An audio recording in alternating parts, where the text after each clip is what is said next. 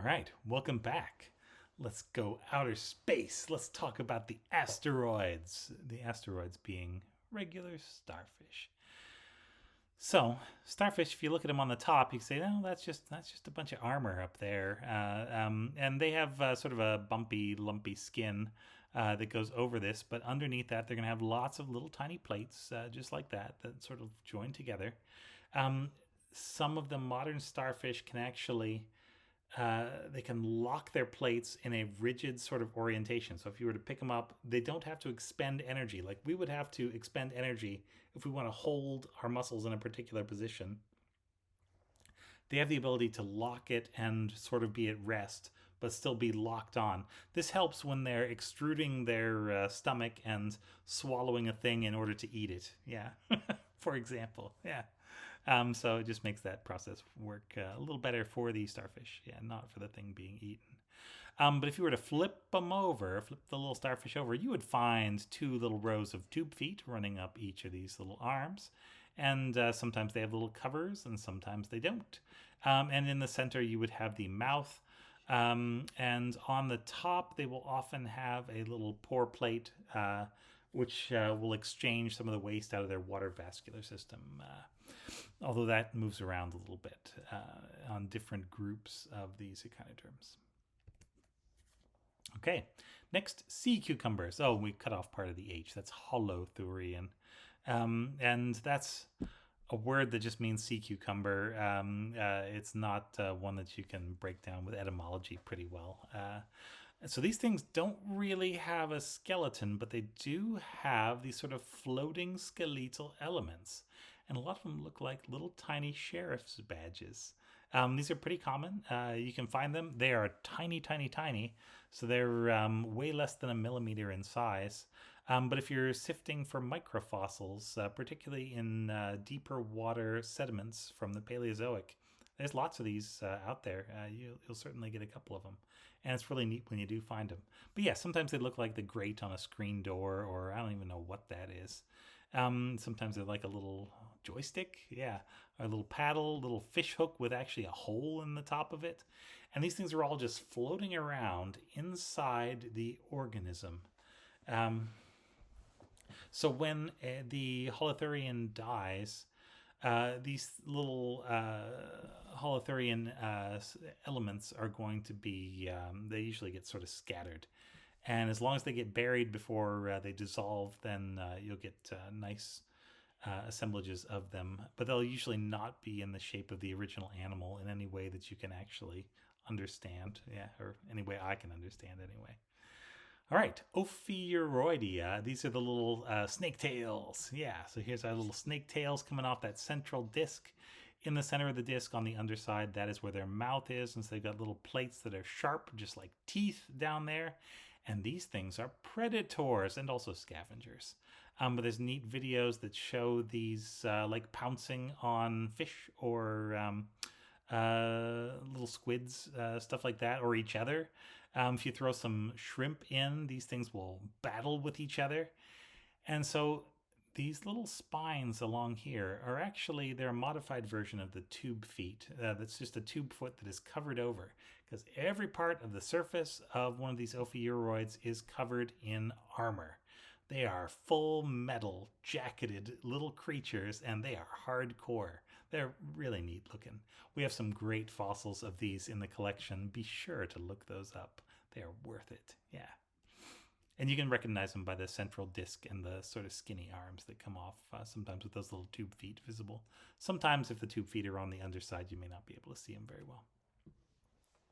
Okay, and the last group of the modern echinoderms are the echinoids.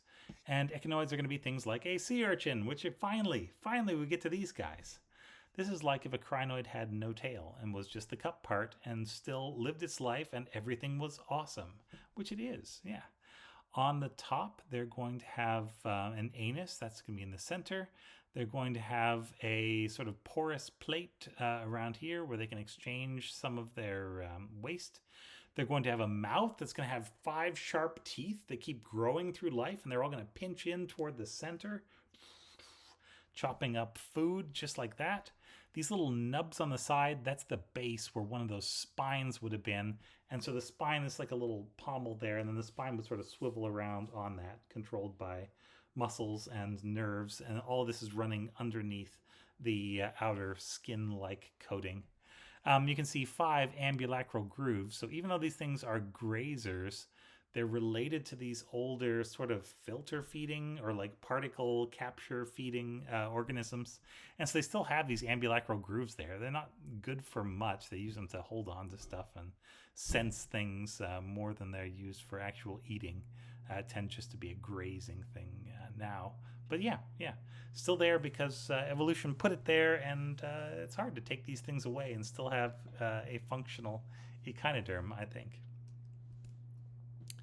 Okay, if you're looking at them when they have their skin on, so here's the mouth at the bottom, and they would have an intestine that curls around in there and then comes out boop at the anus. This little plate, pore plate at the side, that's the madreporite.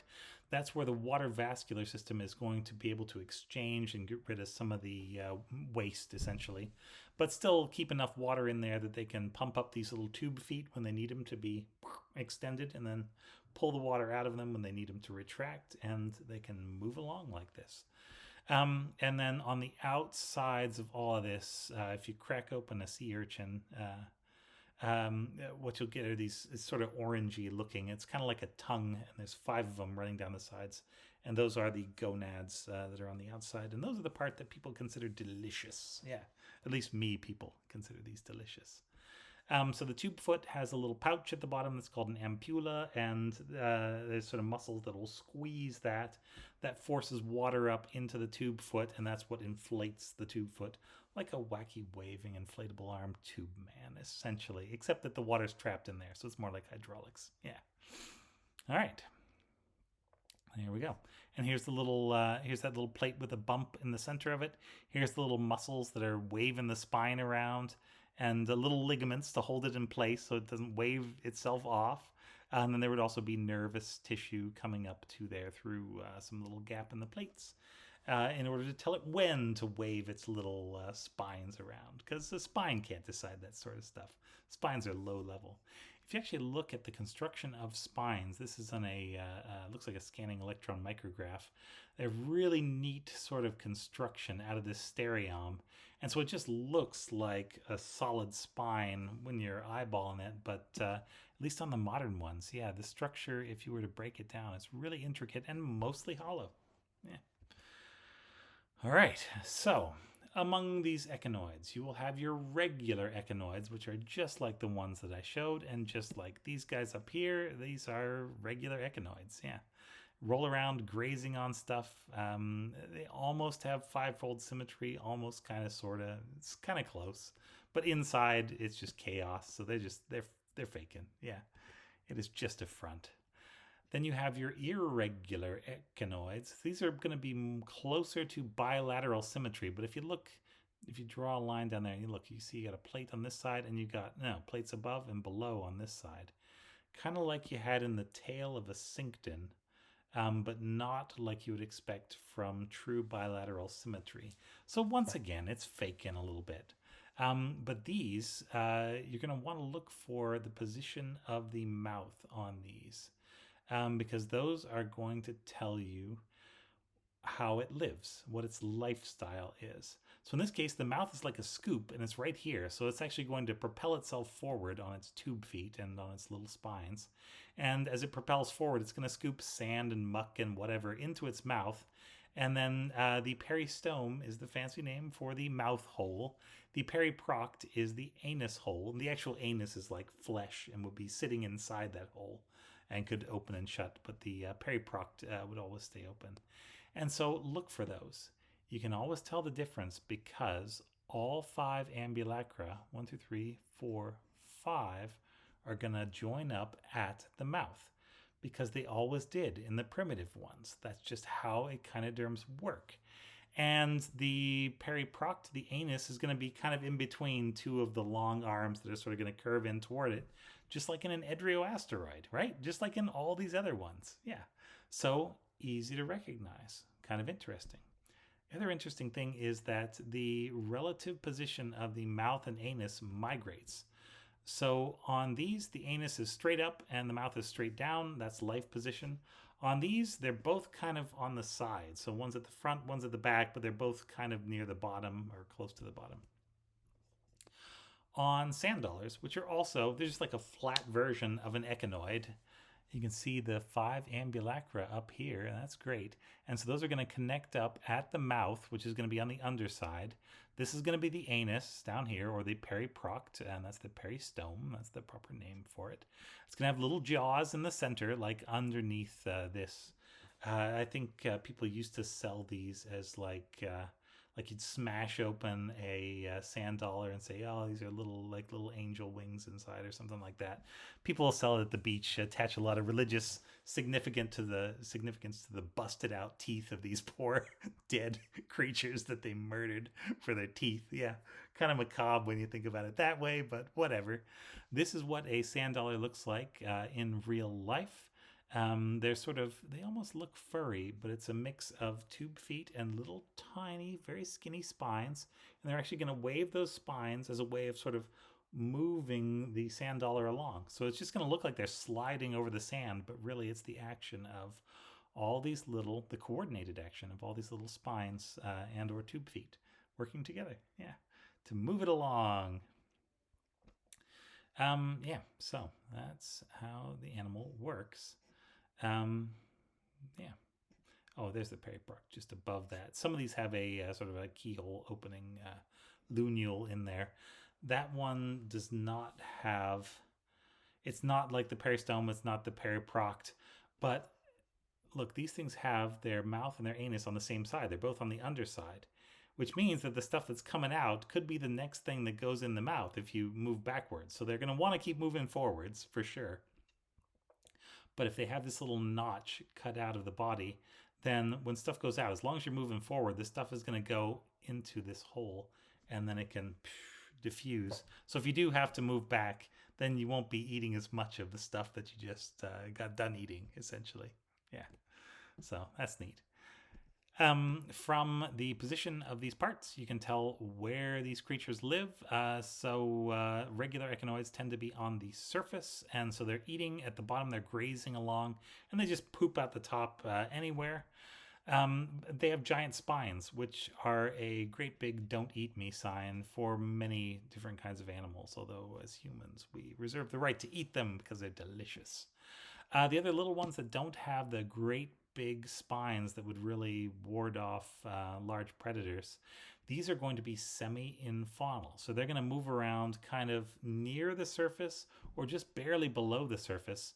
And with these, you will see a migration. The anus won't be straight on the top. The anus will be tilted, so it's moving a little bit more toward the back. And so that's going to tell you that these are going to be moving along partially embedded in the sediment. And as they move, the mouth will become a little more like a scoop, and they'll sort of scoop it in and poop it out the back. Yeah. And so as long as they keep moving in one direction, that's fine. With a sand dollar, those tend to be completely infaunal when they're feeding. You'll find them sometimes out on the surface of the sea bottom. But if they develop that little lunule, then as they move, as long as they move in one direction, they do have a way to get rid of that waste. Yeah. I don't know that it's better or worse having your anus on different parts. I just know that having it close to the mouth, it would appear that that becomes a problem that requires a solution. But there are different solutions. You put it either on the back or the side, or just on the bottom like that, and have a little hole where the stuff can escape.